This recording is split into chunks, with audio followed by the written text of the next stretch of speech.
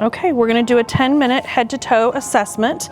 So you're gonna wash your hands, you're gonna introduce yourself to your patient. Hi, Mr. Payne, I'm Stacy, I'm gonna be your nurse today. Do you mind if I do a head-to-toe assessment on you? Great, so we're gonna change your position a couple times as we're doing this. I may have to lower your gown, raise your gown, move the sheets around. If anything becomes uncomfortable for you, at any point in time, you have the right to stop me and we can pick up at another time when you're comfortable. Okay, great. So before we get started, I'm just gonna verify that you're the right patient. I'm gonna look at your armband. Can you tell me your name and date of birth? J.R. Payne, January 1st, 1960, great. I also see that you have an allergy to penicillin. Do you have any other allergies? None that you know of. Okay, I'm gonna just lower this side rail for you. Are you comfortable in this position? Wonderful. So I'm looking at your head. I would not say this to the patient, but you're just basically looking at hair pattern. You're looking for any lesions on their face. You're looking to see that their nostrils look patent. You know, how does their mouth look? Are their lips dry? And then you can kind of start your neurological and your face assessment all at the same time. Mr. Payne, can you tell me what the date is today? Great, September 2nd, 2025. And do you know where you are at the present moment? You're in the hospital. Do you remember which hospital that you're in? You're at Kingwood. Okay, great. And can you tell me who the president is? Oh, you're a little stuck on that one. Okay, so I'm just gonna reinforce, it's President Trump. I'm gonna re-ask you that to see if maybe that will, you know, latch in your memory. And do you remember what brought you here?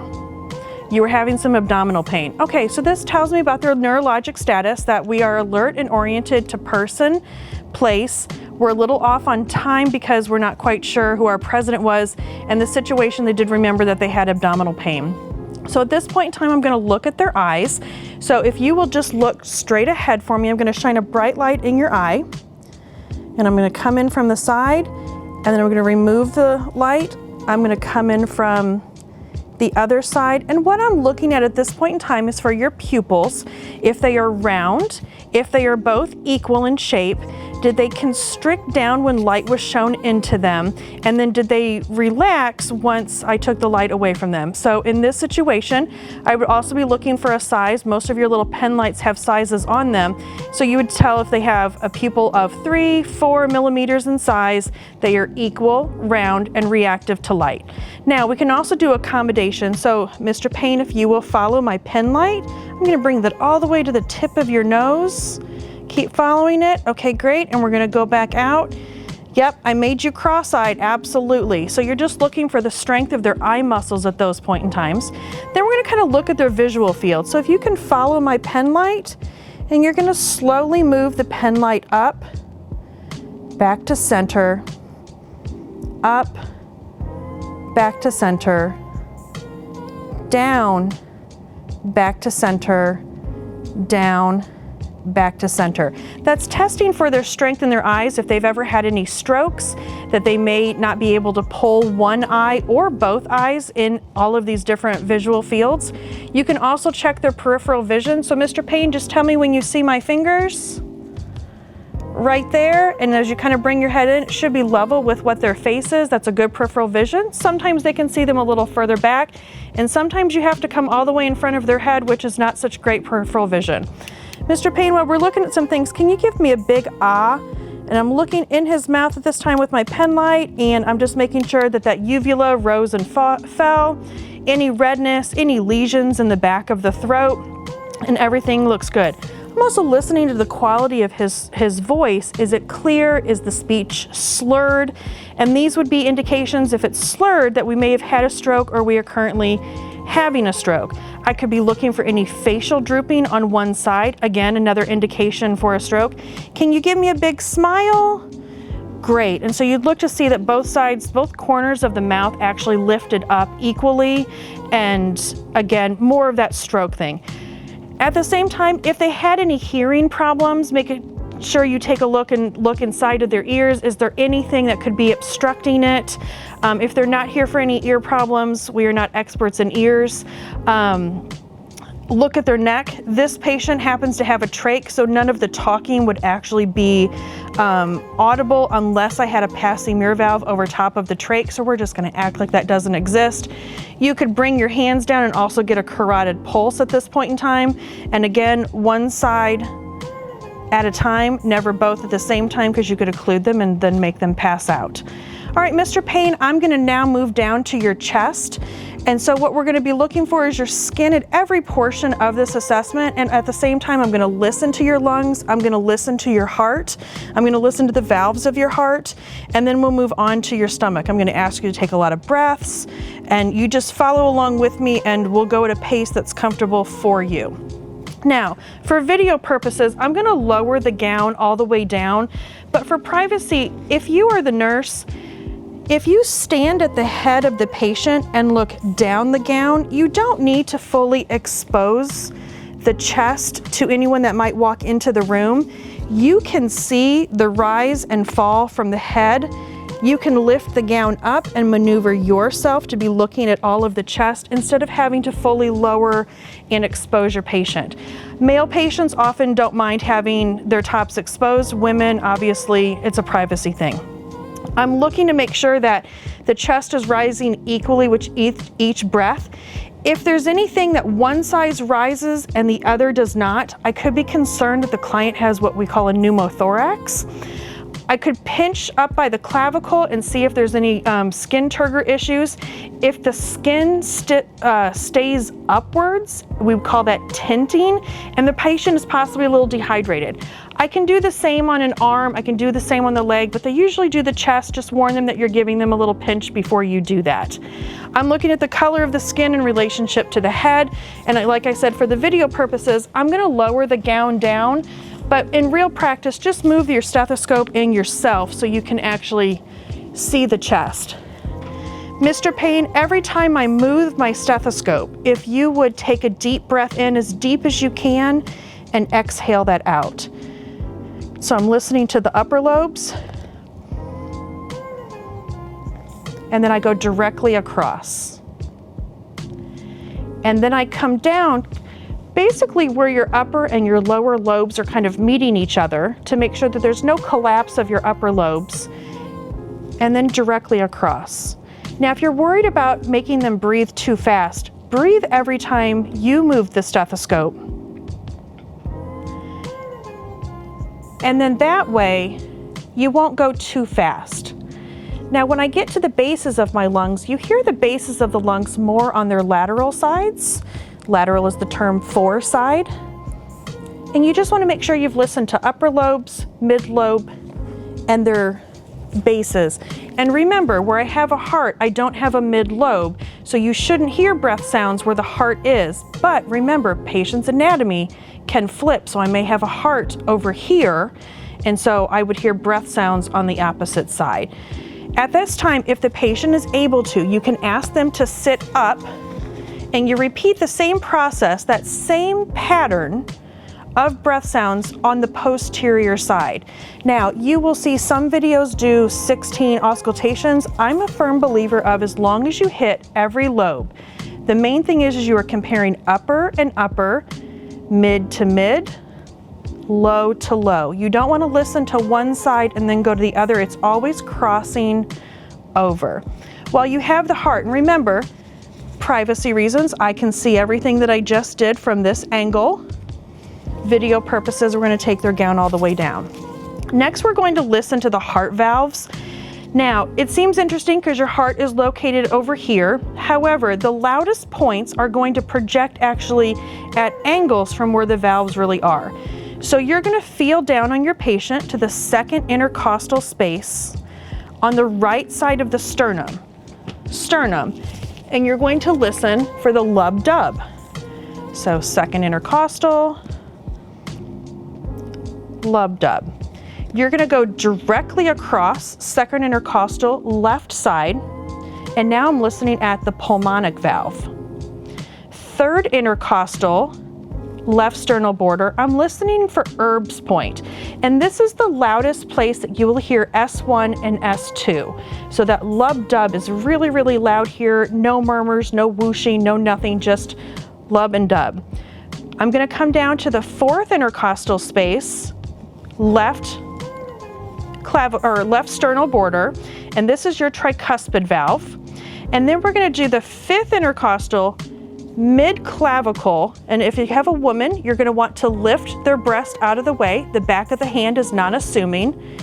And you're going to listen at this for 1 minute, because this is also your apical pulse. So 1 full minute to hear not only a valve, so your mitral valve, but also your apical pulse. So any heart medications that require an apical pulse, this is your location that you're obtaining that on. Once you're done with your auscultation, you can ask a few simple questions while you're covering them back up, or you're just still in the process. Have you had any shortness of breath? Have you been coughing any? Have you had any chest tightness? Do you notice it's better when you're sitting down, laying down, turn side to side, if you lift an arm? Those are all those questions that you're really asking to focus on your pneumonias, your heart attacks, rib fractures. And so you just kind of want to focus on that after you have listened to tie the whole clinical picture back together. Now, I didn't see any problems on the skin, so I'm going to move to my arms before I get to my abdomen, because it is a continuation of the circulatory system and their perfusion. So I'm going to look at both arms together, and I'm doing this as a comparison, and we're going to check their pulses. So first I'm going to look at their arms for color, make sure there's no bruising, make sure there's one arm isn't larger than the other.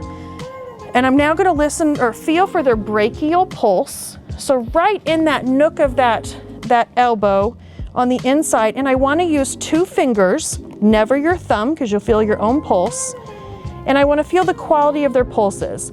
So pulses really range from 1 till 3. 2 is pretty much your standard. It was easy to find, easy to locate. I'm going to come down their arm, and right up from their thumb, I'm going to feel for their radial pulse. And again, 2 at the exact same time. So their radial pulses, strong. I'm now going to have them squeeze my fingers. Squeeze as tight as you can. Squeeze, squeeze, squeeze, squeeze, squeeze. Okay, great. And release. And that is a command. So you're testing how strong they're able to squeeze on a 0 to 5 scale, and also at the same time that they can follow a command to let go. I can check edema by pressing 3 fingers into their arm, and I do like to do those separately.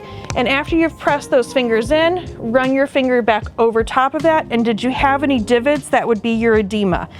If your fingerprints stay in their arm, that would be pitting edema. Okay, that is a not good finding for your patient, so we gotta get that fluid off. If your fingerprints don't even stay in, it rebounds perfectly, they have 0 edema. The last thing that we're gonna look at is the perfusion on their hands. So we're gonna come down to their nail beds, we're gonna squeeze their nail beds for cap refill. You don't need to do all 5 fingers. I see people do that, seems a little excessive for your patients.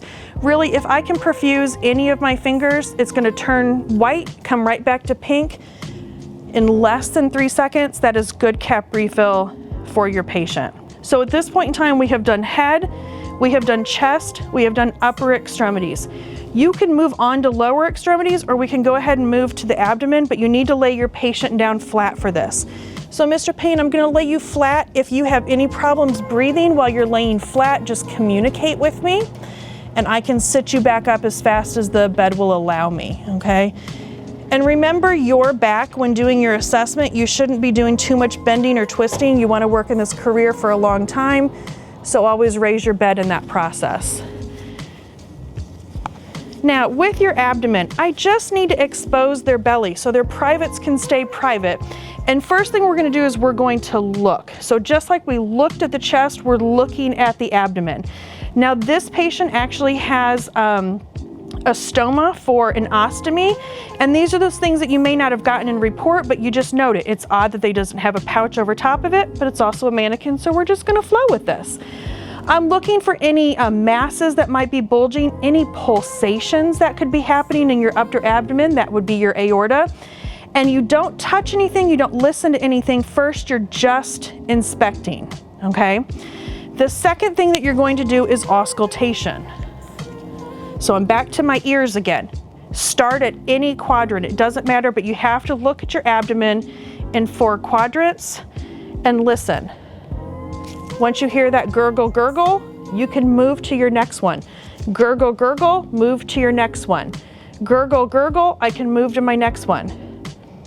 And if I don't hear that gurgle, gurgle, I have to stay put, because you must give a quadrant up to 5 minutes before you can declare it absent. So if you're not hearing that quick gurgle, get your watch out and keep watching, because after 5 minutes, you can truly declare that that quadrant is absent.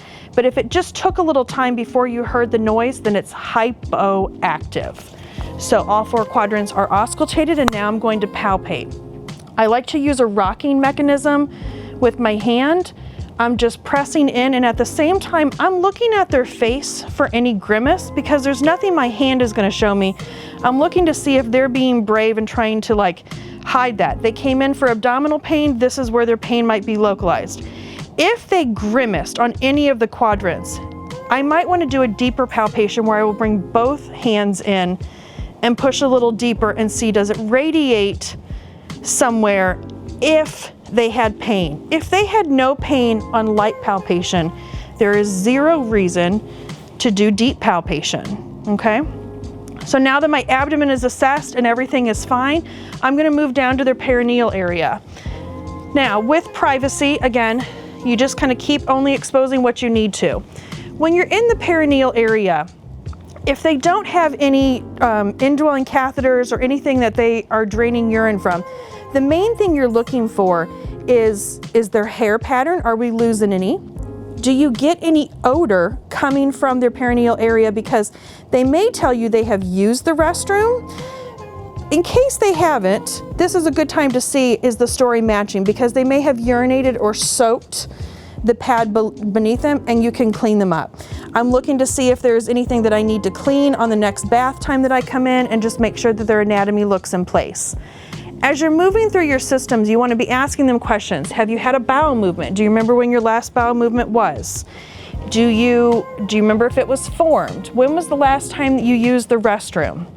Okay, great. Do you remember what your urine looked like? And you just listen to their answers, because that's going to be a part of your documentation. The last part we're on is the lower extremities. So now that we're down to the lower extremities, again, just like upper extremities, I'm looking to see for any bruises, any wounds, anything that looks abnormal, any old scars, maybe an old knee replacement. In our mannequin's case, we got some joints that are there. So we're going to continue on with our pulse check. So right behind the kneecap is going to be your popliteal. You will get a better feel of this one if you actually get your patients in a little bit of a knee bend. And so really kind of put your fingers right in that bend of that knee, and you're going to get that popliteal pulse. You're going to slide down on the inside, and on a mannequin it makes it really easy because it's exactly where the bolt is. That's your posterior tibialis. When you don't have a bolt there, you will have your bone there, so just kind of move on the inside of it. And then you're going to come to the top of the foot, and that's going to be your dorsalis pedis. This is often very difficult to feel, and so lighten your finger pushing in and move side to side on your foot until you locate it. As patients lose their pulses, your dorsalis pedis will be the first to go, then their posterior tibialis. You will feel colder feet. You will start to have discoloring of the legs, and then your popliteals become your most distal pulse. So we do expect that. Now, if I feel a good pulse, so again, 0 to 3, we're going to move down to our cap refill. I just need to do 1 finger or 1 toe on each foot. We're looking for a brisk response for that nail bed to go white and then become pink again. I'm going to check for my edema. So 3 fingers in, I'm pushing, rubbing my finger over top of it. 3 fingers in, rubbing over top of it. Now with your feet, I like to give them their strength test by asking them to push down like they're pushing on a gas pedal, because almost everybody knows how to drive. So push, push, push, push, push, great. And then move your hands to the top and say, and pull your feet back up to the sky, pull, pull, pull, great. And you're feeling their resistance against your hand kind of pushing down, and the same with your pushing up as they're pushing down. That's going to be their strength test for their feet. Now, the biggest pressure injury is usually on your heels, so make sure you literally lift their foot up and look at their heel, because that is where a lot of their deep tissue injuries like to be. Check underneath their legs, take into consideration their ability to move, bend, and flexibility, and then you can cover them back up. So we've finished head to toe. So at this point in time, you can roll your patient. If you are a one-man person and they are unable to roll themselves, the best advice I can give you is have them bend the knee closest to you, foot really into that mattress. You're gonna have them take the arm that's closest to you and reach for that side rail, and with just a little rock and pushing off here, they're gonna be on their side. At that point in time, you can look at their entire backside. You can check their sacrum for pressure ulcers, make sure they don't have any stool. You can listen to the backside, their posterior lungs, if you haven't done that already.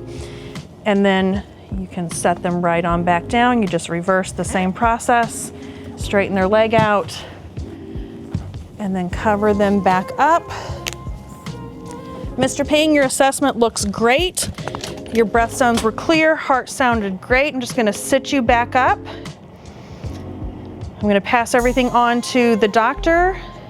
I don't get to make any decisions, I just get to document anything. If you need anything, you go ahead and call me. I've got your bedside table and all of your belongings right here. Here's your imaginary call button if you need anything, and I will be back in a couple hours.